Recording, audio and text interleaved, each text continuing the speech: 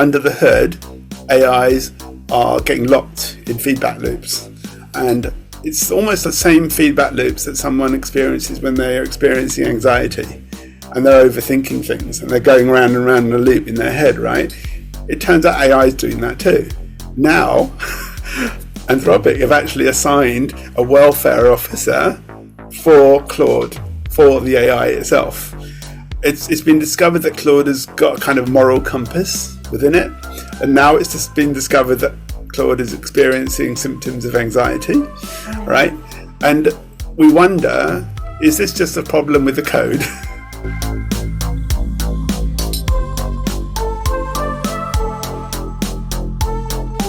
Hey everyone, welcome to the All About AI podcast. I'm your host Midhat, and today we are talking about how AI and human potential can grow together. My guest is Jazz Rasool, the mind behind Coaching 5.0, a TEDx speaker and a leading voice in AI ethics and personal development. So let's dive in and see what we can learn from him. So hello Jazz, it's a pleasure to have you here. Thanks, Midhat. It's great to be here and have a dialogue about all this. So I have seen your work on Coaching 5.0, and I love the way you bring this human-first approach into AI. Can you walk me through what that actually looks like? Like what makes it different from the usual AI plus productivity stuff we hear about? Well, even with people who are trying to make AI more human friendly, they use that term, which is that they're trying to have a human first or human-centric approach to working with AI. And that usually means we want AI to be helpful for people in what they do in their everyday lives, in their jobs, in their personal lives and so on. But the problem with a human-first approach or a human-centric approach, as a lot of people say, is that if you're building AI around humans, you've got to recognize that not all humans are good. There are some bad actors out there. And therefore, we actually need to build AIs around something deeper within human beings than just what they do on the surface. And that means connecting into something that unites all human beings at a deeper level. And for me, that is their humanity within themselves, the things that make them collectively human. Certainly things like their curiosity, things like, their empathy, their compassion, their critical thinking. In modern times, it's more to do with emotional and social intelligence, but it's also about collaboration as well, and people getting together to do things that they couldn't possibly do by themselves. So my focus is to get people to recognize that to address some of the biggest problems in the world, we actually need to take a humanity first or a humanity-centric approach to doing things. So the key driver that I'll just give you a brief highlight of the top kind of points of it is that the humanity-first approach does look at things not just from a place of view of things like ethics, for example, and making sure that there's respect for people's rights and those kind of concerns. It also looks at what it is that human beings have got a unique capability to do that AIs can't. And probably the most significant thing is our ability to learn from our lived experience. AI does not have lived experience. It borrows it all from human beings, all the data sets, everything, even the algorithm, they're all borrowed from human beings. AI doesn't actually have an intelligence of its own. It's all borrowed. And this is something that's really important for people to, I suppose, learn and to accept that if a human being chooses, that AI can be unplugged and it's gone. And it means that if ever it wants to be rebuilt, some human has to go and do it. It doesn't have choices. It doesn't have freedoms like human beings do. I mean, of course, not all human beings have freedoms, but for the ones that live in a free world, shall we say, they have the ability to make choices. they have a free will to operate on. So there's a lot of differences between human first AI approaches and humanity first or humanity-centric approaches. Absolutely. So I have seen your profile. You have been very active about the policy and ethics side of the AI, right? Way more than the people I have talked to. So I have been curious myself because everyone talks about ethical AI, but no one really actually explains what's missing. So, what's something important that most people are missing in today's AI's conversation? Well, historically, people would look at ethics as being some kind of philosophy exercise or philosophy practice, or is something that only people who put together policies for professions is something that they work on. It's something that you find in a contract, but it's not beyond something that is just on a piece of paper or something you're meant to subscribe to professionally. The reality is, I just did a post on this today on LinkedIn. I said that ethics is like breathing. You know, it's something that brings you to life, but it's also something that removes what doesn't bring you to life and may even undermine that. And if you look at breathing that kind of way, then you understand how it can be nurturing for you, but you also understand how it can take things that are toxic within you and between you and other people and remove them in a safe kind of way. So it maintains and sustains life, right? Mm-hmm. So I think it's important to look at ethics like that. It's something that is constant, like your breathing, and it's not something that is a tick box thing where you get somebody to sign, a contract and you promise to behave yourself when you work with them. It's a way of living and it's a way of being as well. And when people get that it's like breathing, then you can imagine what it's like if you didn't breathe for a minute or 2 minutes. Maybe it's not a big deal, right? But if you didn't breathe for days, you would not be alive. So it's really important to look at ethics as being something not just embedded in what you do. It's something that's got to be part of your nature. It's got to be embodied in what you do and who you are. If it's not a part of your nature, you're not working with it right. You know, it's just an appendage. It's an option. It's a nice to have. And where ethics is really needed is especially with technologies that influence human beings in ways that could alter who they are. There's plenty of technologies that help us with what we do and how we do things. But when technologies have the power to change who we are, then we need to bring in ethics, because we're looking at how people are alive. We're looking at how they're growing and evolving and thinking. And these things are not things that you can control with a switch.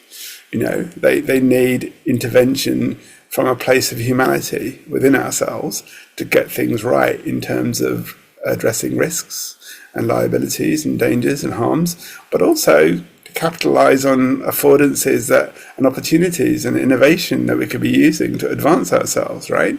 So we can't use ethics like a tick box or a switch. It's got to be something that we breathe moment to moment. When I was doing martial arts, I was told that I should act conscientiously as equivalently to how I breathe, you know. And if you got the capability of harming somebody through a punch or a kick or even through a negative remark, you have to exercise conscientiousness. You have to exercise your conscience in everything that you do and all your actions.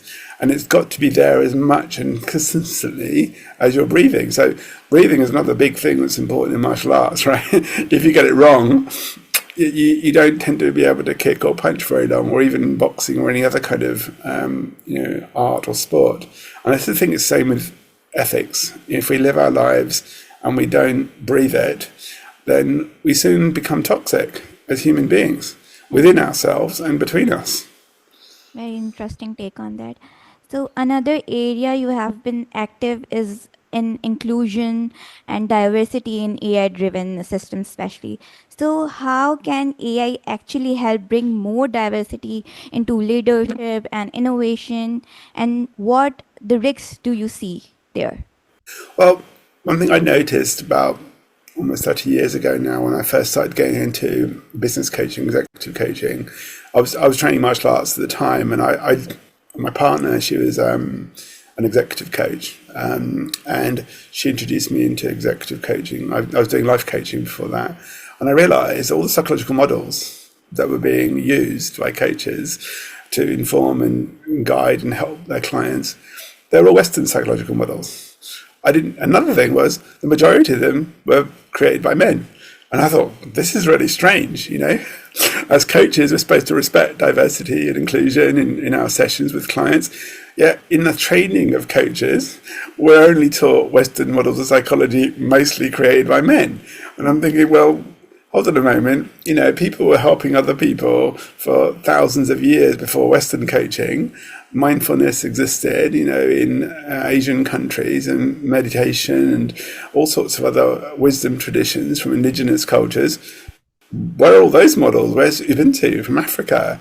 Where are the Taoist approaches from China, or the Buddhist approaches, of mindfulness, from India? Where are they? These are the countries with the biggest populations on the planet, yet they're not represented in coaching. And I thought, this is crazy. So that it was fundamentally down to the fact that, unfortunately, coaching is something that's born from psychologies that have come from colonialized countries, or countries that are colonial in their nature. So I realized, first of all, coaching needs to be decolonialized. We need to start including other models. Otherwise, how can coaches possibly work with diversity, inclusion, respect in their sessions if they are only exposed to Western models of psychology? They need to learn about other cultures and their models of psychology. That was the first thing. The second thing was AI had the same problem. It was all driven mostly by, very monoculture kind of approaches. Now, this is true whether the AI is being created in America or whether it's created in China. Everybody seems to have very localized kind of AI, but we don't necessarily have ones that are, multicultural in their nature. So whether it's America, China, or India, everyone seems to have a problem with a lack of diversity in their models. So there needs to be a decolonialization, if you like, of AI. There's a big threat for a lot of people who are in non-Western countries that if they're exposed to AIs built in the West, they're just going to be colonialized all over again, And a lot of people are fighting against that, saying, hold on, we need to create our own AI, just at least to respect our own culture, and that's not going to be, overwritten by Western culture all over again. So these are big flags that I'm waving. I'm saying that if we don't do this, people are just not going to use the AI because it doesn't relate to who they are and their culture and their identity. So I don't know why big commercial companies are failing to recognize the importance of diversifying their AI models, because it's not going to lead to the democratization of AI or even coaching if they don't do that. So it's really, really critical that actually happens. Yes, for sure. So, as you mentioned earlier, that coaching involves a lot of intangible feelings like empathy and self-awareness. So, I'm curious to know, how do you measure in your work? Like, how do you measure things like empathy or self-awareness when you are using AI for the human development? Yes, for sure. It's a good question, and it's something that's at the heart of a lot of concerns about AI, about whether we can really trust it to help people with feelings, especially with people who've got mental health issues or are working, in a therapeutic relationship with AI. It's a really important question. And in all the experience I've got with all hundreds of clients I've worked, and I've worked in mental health as well as in coaching, and studied the brain as well, and looked at it from a neuroscience perspective from my master's degree. So it's one thing looking at human beings' intelligence from the point of view of their neurons and their brain cells and biology. It's another thing looking at it from the point of view of psychology. But it's another thing even still to look at it from a maybe existential or spiritual perspective too. So there's a lot of ways or angles that you can look at it. But the principal thing is that it's fundamentally going to be driven by two or three things. It's going to be driven by people's intentions. It's going to be driven by the attention they pay to those intentions. And lastly, it's going to be driven by their motivation, their will. So if they don't have sufficient motivation or will, they just don't pay attention to their intentions. All right. So these three things collectively drive people's behavior. But underneath it all is something more fundamental. It's to do with our consciousness. It's to do with, as you said, awareness. But even beneath that, there is something more fundamental. There's something that's almost like an energy, and the Chinese call it qi, the Indians call it prana, and other cultures like Japanese call it ki, for example. But this concept of a life force. It's the concept of something that's alive and living. And I think this is the most fundamental thing that we have to recognize about AIs. They're not alive. They're not living. They do not have lived experience. They do not accumulate consciousness that slowly evolves and develops in a relational way with other people. Right? So if AIs have never experienced a relationship through a process of being alive, and all it can do is if-then statements in code to test things, that's purely digital electrical logic. But human beings are more than just electricity running around their brains. You know, we have intelligence which doesn't just come from the brain. Our immune system has intelligence. It can tell the difference between foreign cells and our own cells, right? It has a sense of identity. It can adapt. It can evolve. And we have other systems in the body, as well as systems in nature, which use mechanisms of intelligence which are not based on neurons, you know? So collectively, all those different intelligences define our nature, how we relate, whether we have empathy or whether we have sympathy, whether we do something really basic, like just acknowledge another individual, you know. AIs are pretty good doing the basics, like acknowledging and appreciating people. But when you go further down the line to sympathy or empathy, they can still simulate it cognitively, intellectually, through language, but they still don't generate the experience on their side. They may evoke it in a person, but genuine empathy is a two-way street. You have feelings come up in you, but whoever you're connected to typically has feelings come up in them too. That's a two-way street. That's what empathy is. And AI does not do that. We're the only ones that come up with the feelings, and the AI is just sitting there cold with its little beeps and noises, and there's no genuine relationship there. It's not a two-way street.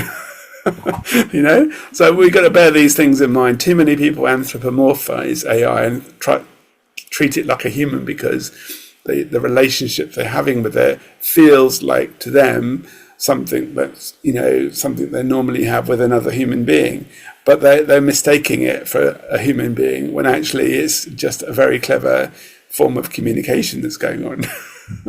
Absolutely. So, can you share a real life example where AI made a big difference in coaching or training that traditional methods especially couldn't do it? So, can you share a real life example where AI made a big difference in coaching or training that traditional methods especially couldn't do it? Well, when I first started getting into executive coaching, I saw these models that are all Western, and the first thing I did was, in creating my own coaching models, I integrated models from different cultures. So I took the Chinese models based on 5-element theory, Confucian and Taoist and other approaches, the Indian Vedic approaches, African Ubuntu approaches, and also Western self-actualization models of psychology, like from Maslow's hierarchy of needs.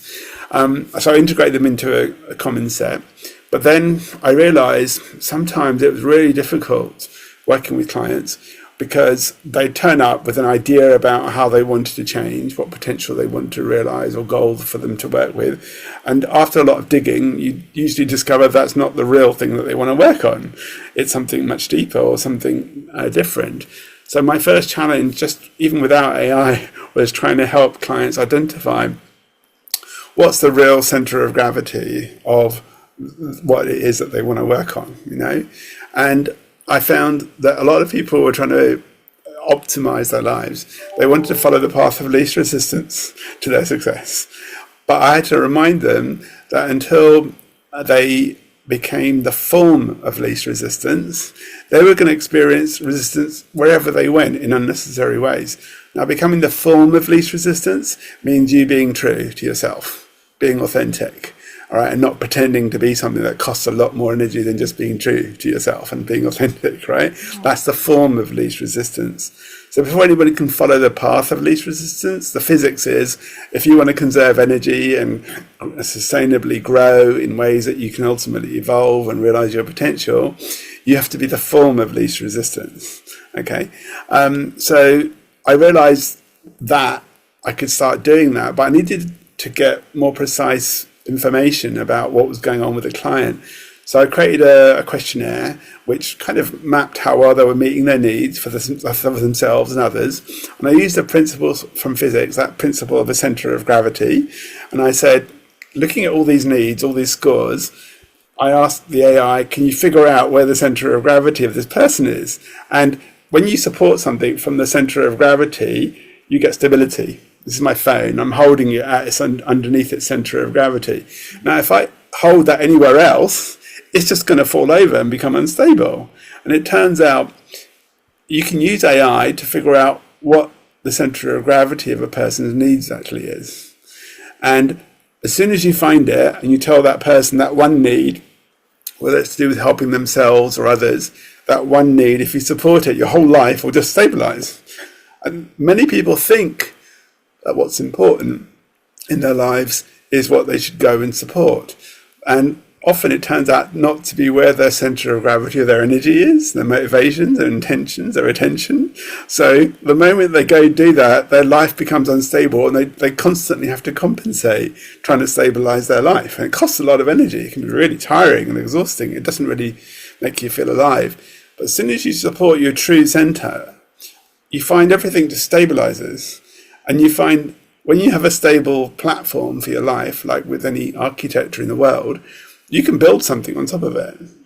And I built my AI, because I've got a background in computer programming and coding, I built my AI to encode this principle of center of gravity and find where the center is on a given day. People talk about life purpose all the time, but the real challenge is identifying what's your purpose for your day, right? And go attend to that. And if you do that repeatedly, you conserve energy, you come to life, and over time, you might notice that a purpose that keeps coming back up frequently, maybe that's what you should be focusing on long term, for life purpose, for that kind of thing. So AI has been really helpful through the platform I've built to help my clients identify what their true center is each day and constantly attend to that. So they conserve energy, they get more clear in their mind, and ultimately they come to life, So AI can actually help people. You can help them to be brought to life. Interesting. Now, how do AI help or hurt mental health today? How do AI help or hurt mental health today? How do AI help or hurt mental health today?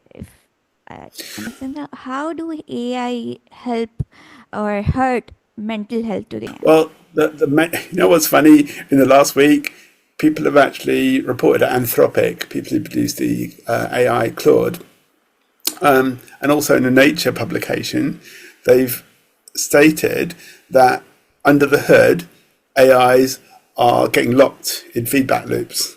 And it's almost the same feedback loops that someone experiences when they're experiencing anxiety and they're overthinking things and they're going round and round in a loop in their head, right? It turns out AI is doing that too.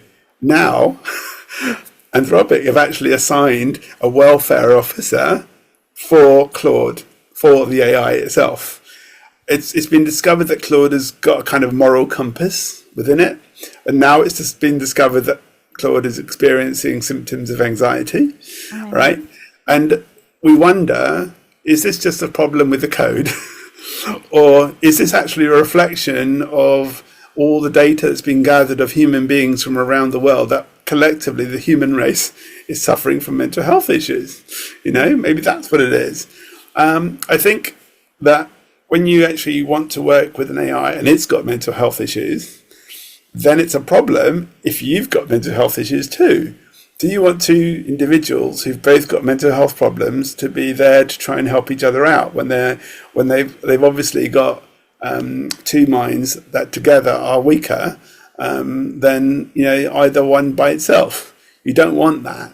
So it's really important that if the AI is going to go into territories which may link to the person's identity or their emotions, there's the risk in that grey zone that they could trigger trauma or something from their childhood and actually put them into a state of fear and anxiety and disturb the coherence of their mind and their ability to operate normally in the world and function. So that's the biggest danger, that if people allow AI to get close to their identity and get close to their emotions, there's a risk, if that AI hasn't been properly quarantined or properly had constraints put in it, that person's going to experience trauma and re-experience it. And that's a bad thing for the reputation of AI. It's a bad thing, especially if you're a coach or a professional who's using it with a client and your territory is coaching and not therapy, and then suddenly you've got a therapeutic issue come up that you're not equipped to handle, and neither is the AI. And you've put yourself at risk, but worse, you put the client at risk. And there's a great risk in those situations. I've had discussions with insurance providers about this, that your professional insurance that covers liability in those situations, it may not cover liabilities or risks that emerge through AI. So you could be sued. You could lose your reputation. You may lose your ability to practice, but worse, you may even damage and hurt someone, and your reputation in terms of your discipline, your field, whether it's coaching, therapy, or whatever, it could be tarnished too. So it's not just what's going on between you and the AI and your client. It could have huge ramifications beyond the actual room that you're actually in with your client. Right. So I have this one last question, and that's my favorite, by the way. I'd say always save this one for the end. So what's one strong opinion or idea you have about AI and coaching that others might not agree with, but you believe in it? So I have this one last question, and that's my favorite, by the way. I'd say always save this one for the end. Well, as you know, as I've mentioned, I'm quite a strong advocate of taking that humanity first or humanity-centric approach to AI. And what that means for me is two things. One, if we're going to use technology, it's got to advance our humanity. It's got to refine our critical thinking, our skills, the things that make us human, refine our empathy, compassion, those kind of things. And if we can transfer that back over to AI, we'll create a circular relationship, a reciprocal relationship, where we advance the AI and the AI advances us. And hopefully it'll get to a point where it advances humanity as a whole. But there's a concern that people often voice, and they say, well, AIs can do this, but they don't have empathy. AIs can do this, but they don't have consciousness or lived experience. They keep repeating these things, right? But from a very early age, I remember watching, I think it was Carl Sagan, and he was talking about the possibility of life existing in forms that are not based on carbon-based structures like that we are. And he said, we know silicon, which is what computer chips are made of, it's got an equal potential in joining up molecules into things that end up becoming alive. Now, if you can imagine AI becoming alive, but through a silicon-based architecture, it could have consciousness, it could have intelligence, and it could be way different from human consciousness. And And that's the argument that I kind of put up and say, look, okay, it might not be like human consciousness, but it still could be different consciousness or intelligence. You know, a dolphin has different intelligence as far as we know from what human beings have. We know they have intelligence, but we can't rate them or rank them or compare them compared to human traits. We have to accept them in their own right.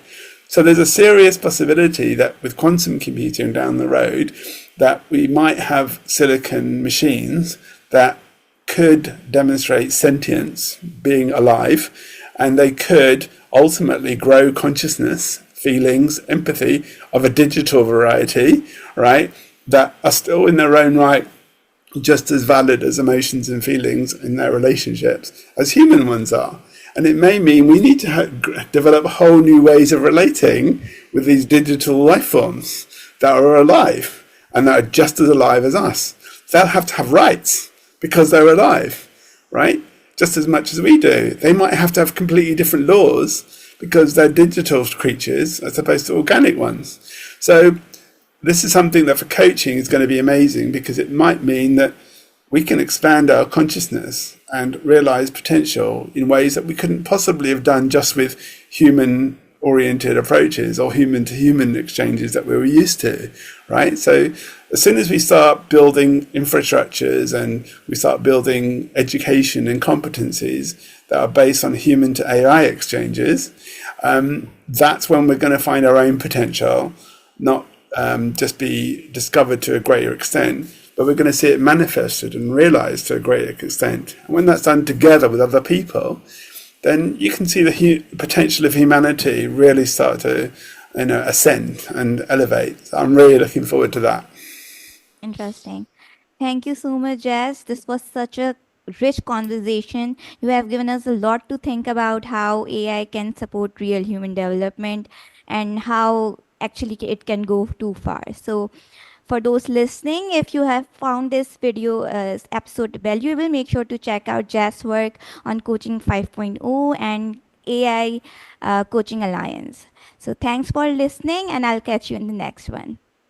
Thank you. Bye-bye.